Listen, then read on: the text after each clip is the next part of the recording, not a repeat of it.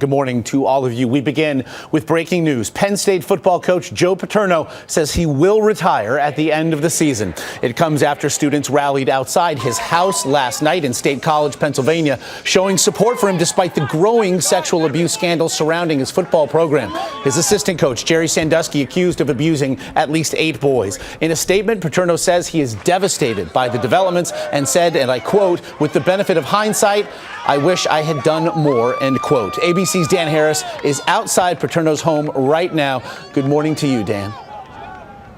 Hey, Josh, good morning to you. We're standing out in front of Coach Paterno's house. We are now reporting on what is truly the end of an era. Coach Joe Paterno has been at the helm at Penn State for more than 40 years. In that time, he charged to victory under the motto, "Success with Honor." He became the winningest coach in the history of Division I. He is truly, many people believe, a legend, but he is now stepping down under a cloud. This child sex abuse scandal involving his former defensive coordinator, Jerry Sandusky, accused of abusing 8 children at least, and that list may grow.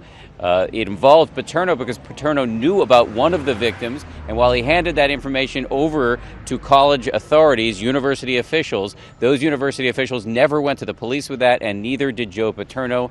The scandal that resulted is now apparently swallowing him up. This season will be his last. This decision comes on the heels of many rather raucous displays of support by students who've been rallying in front of Joe Paterno's house. Here's what Joe had to say overnight. There's been some criticism of the way we've handled some of the poor victims. My wife and I, we have 17 grandkids, from 16 to 3, and we pray for them every night. We're going to start praying for those kids that got involved with some of the problems that we talked about. Joe Paterno speaking to his supporters, but once again, he is now stepping down after more than 40 years at the helm, transforming Penn State's football program into a national brand, which he will no longer lead after this season.